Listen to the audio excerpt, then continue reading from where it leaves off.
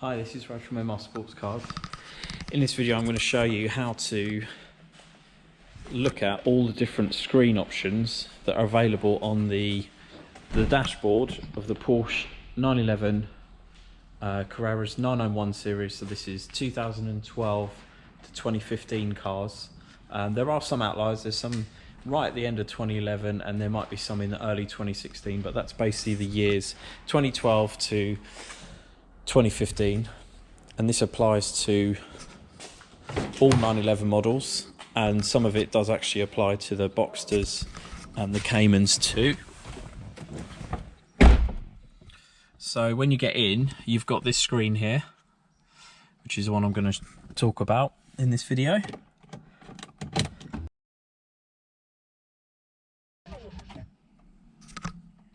Right, so to show you all those options, I'm gonna basically just not start the car, but have all of the lights illuminated on the dashboard.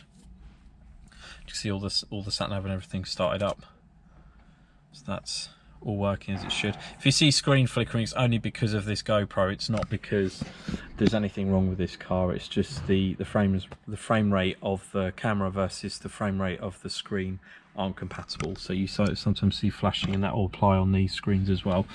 So this car has most options. It doesn't have tyre pressure monitoring, so there is an additional screen that I would be able to show you if it had tyre pressure monitoring.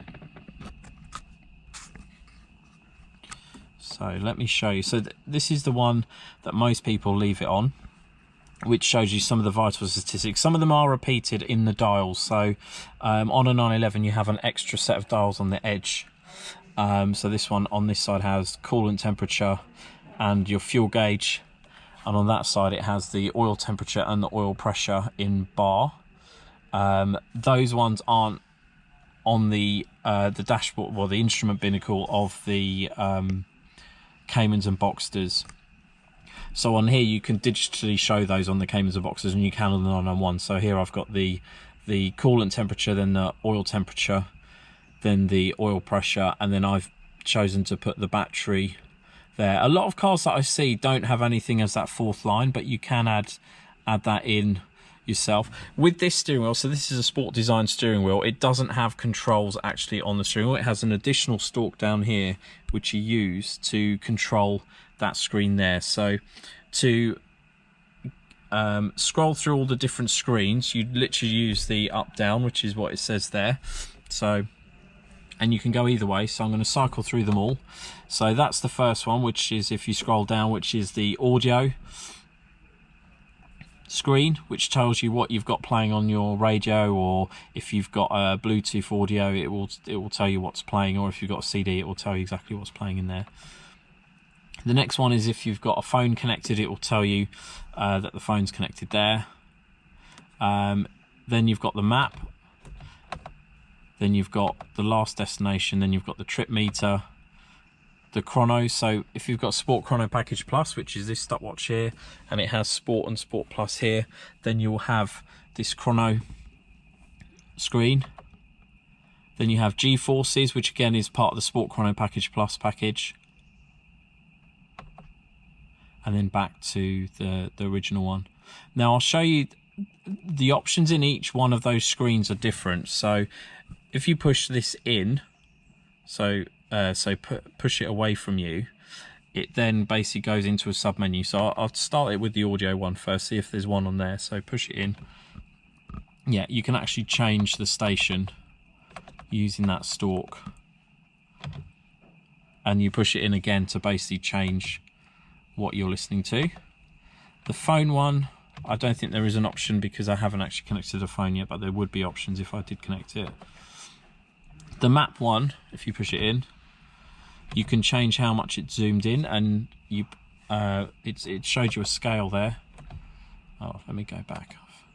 So manual zoom, and then you go down to go out of scale, and to zoom in you go up.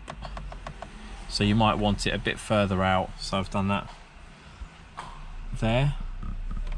There is also auto zoom, so it will determine on how many roads there are in your area and their size, and then zoom accordingly.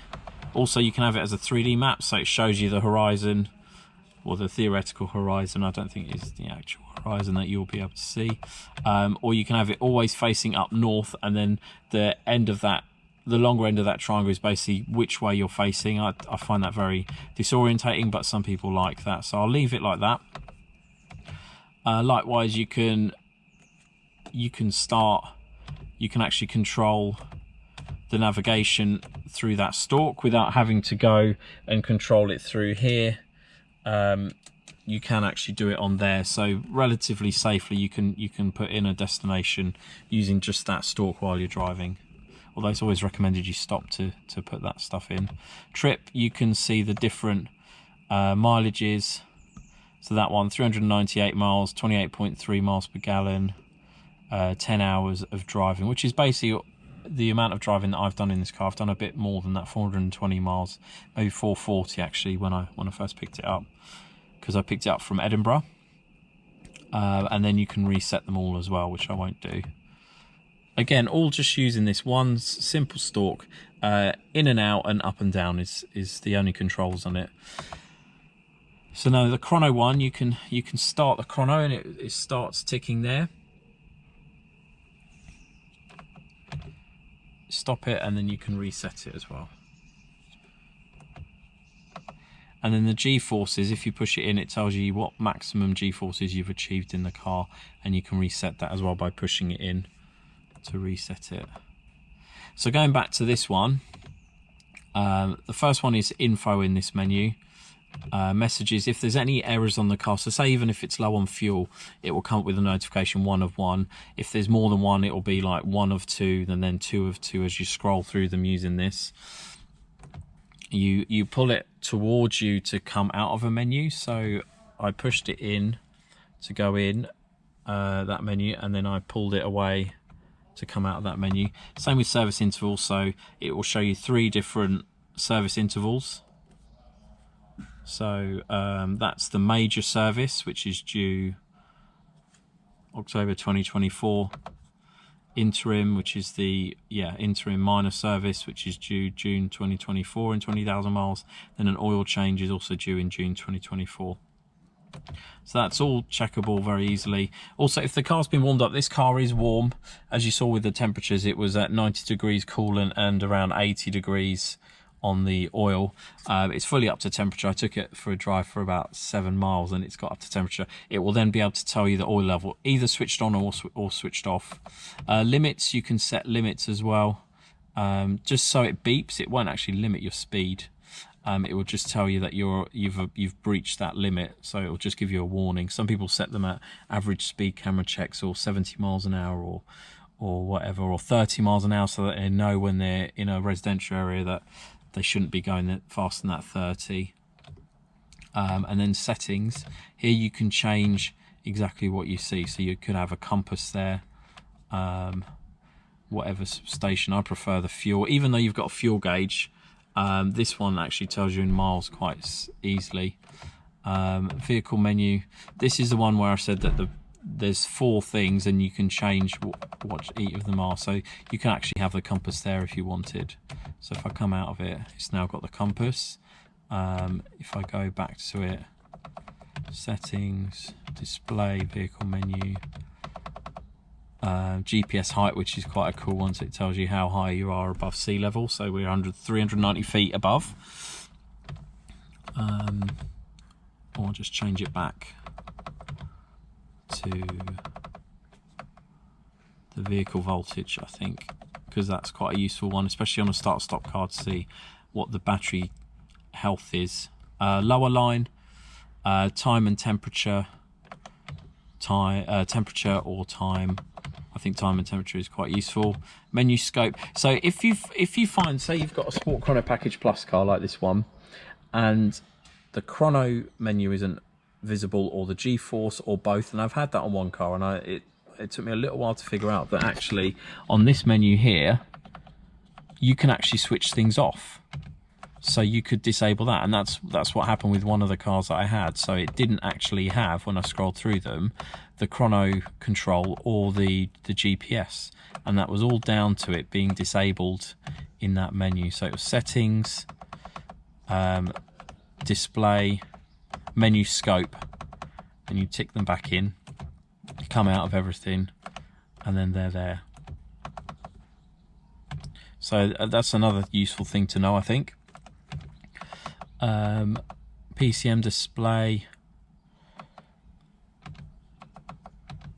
so that's quite useful. You can actually have the speed limit shown, that it's detected. It will tell you that.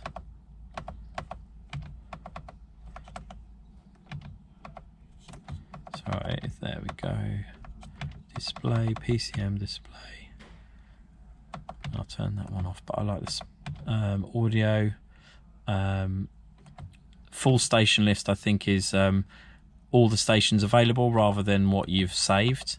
And brightness, you can change how bright this screen is.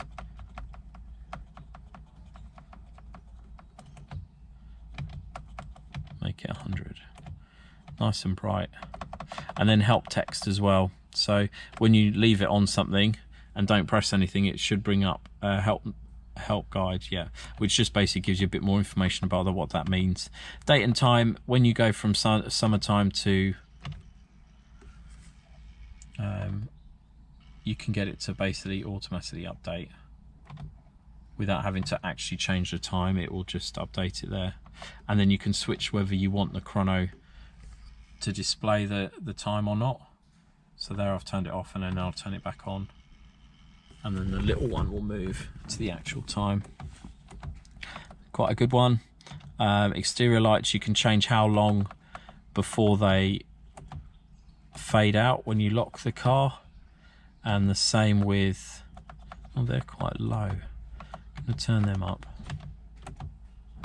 and they fade out after 2 minutes. Wiper, rear wiper, automatic or manual. It has got a rear wiper. I'm going to put it on manual. Whether you want to lower the mirror or not on this car, that's another option when you reverse. Locking, mirror retract when you lock the car. Comfort entry, which is basically, on this car it's got the 14-way sport seats, so it will move the seat back when that's selected, and also move the steering column up because it's got an electric steering column adjuster, which is very cool. So it remembers exactly where it is, but it'll also move it out of the way. And